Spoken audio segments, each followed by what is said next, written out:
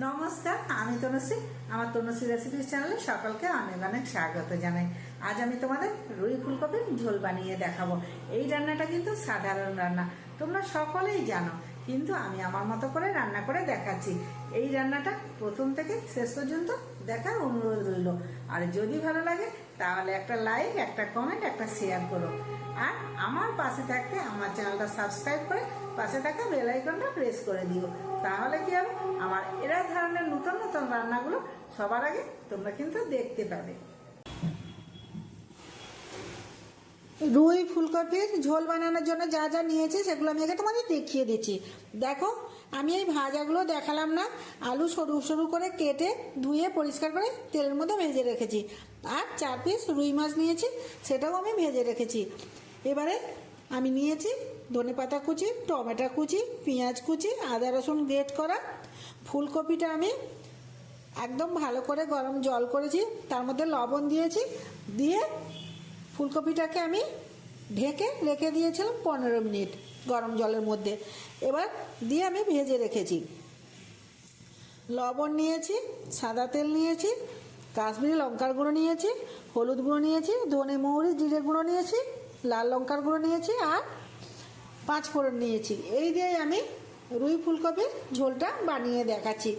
দেখতে থাকো কেমন করে বানাই, আশা করি তোমাদের খুব ভালো লাগবে। দেখো, কড়াই বসিয়ে দিয়েছিলাম, কড়াই গরম হয়ে গেছে। এবার কিছুটা তেল দিয়ে দিলাম, দিয়ে এর মধ্যে 5 ফোড়ন দিয়ে দিচ্ছি। 5 ফোড়নটা হালকা গরম হয়ে গেছে, এর মধ্যে দিয়ে দিচ্ছি পেঁয়াজ কুচি। পেঁয়াজ কুচি দেওয়ার পরে অল্প একটু লবণ দিয়ে দেব, কারণ পেঁয়াজটা তাহলে তাড়াতাড়ি নরম হয়ে যাবে। দেখো, এবার আমি একটু তেলের মধ্যে ভাজা ভাজা করে নিচ্ছি। পেঁয়াজটা যখন নরম হয়ে এলো, এবার দিয়ে দিচ্ছি আদা রসুন গ্রেট করে রাখা, দিয়ে একটু হালকা করে আবারও ভেজে নিচ্ছি। এইভাবে কষিয়ে নেব, আদা রসুনের কাঁচা গন্ধটা চলে যাবে। টমেটো কুচি দিয়ে দিলাম, এবার দিয়ে আবারও একটু কষিয়ে নিচ্ছি। এইভাবে কষিয়ে নিতে হবে। দেখো, একদম পেঁয়াজ আদা রসুনের সাথে টমেটোটাও একদম নরম হয়ে যাবে। এবার আমি দিয়ে দিচ্ছি গরম জল। এখানে একটু গরম জল দিলে কি হবে, টমেটো পেঁয়াজটা সুন্দরভাবে নরম হয়ে সেদ্ধ হয়ে যাবে। তোমরা ঠান্ডা জলও দিতে পারো, কিন্তু আমি গরম জলটা ব্যবহার করি। দেখো, এবার কিন্তু এটা ফুটতে থাকলো। এবার এর মধ্যে দিয়ে দিচ্ছি হলুদ গুঁড়ো, লঙ্কা গুঁড়ো, ধনে জিরে মৌরি গুঁড়ো দিয়ে আবারও একটু কষিয়ে নিচ্ছি। এইভাবে কষিয়ে নিতে হবে। সবটা কিন্তু আমার সেদ্ধ হয়ে গেছে, তোমরা দেখতেই পাচ্ছ খুব সুন্দরভাবে মশলাটা তৈরি হয়ে গেছে। এবার এর মধ্যে দিয়ে দেব কাশ্মীরি লঙ্কার গুঁড়ো। এটা কিন্তু ঝালের জন্য নয়, জাস্ট কালারের জন্য।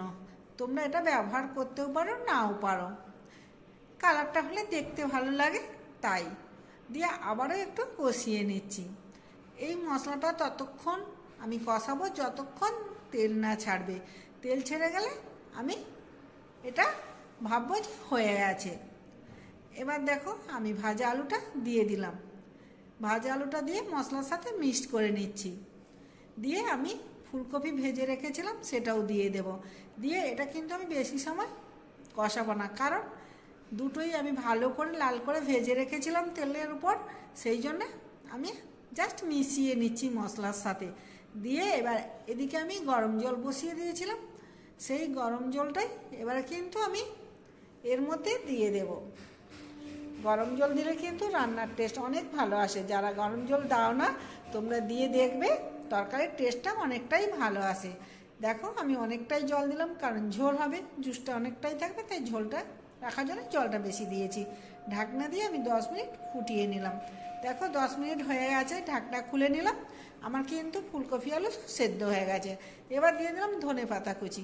ধনে পাতা কুচিটা দিয়ে মাছ দিয়ে দেব। মাছটা দিয়ে সেদ্ধ হতে দেব 3 মিনিট। দেখো, আমার রান্নাটা কিন্তু খুব সুন্দরভাবে হয়ে গেছে। আমি এটা 3 মিনিট ফোটানো হয়ে গেলে আমি কিন্তু একটা পাত্রে নামিয়ে নেব।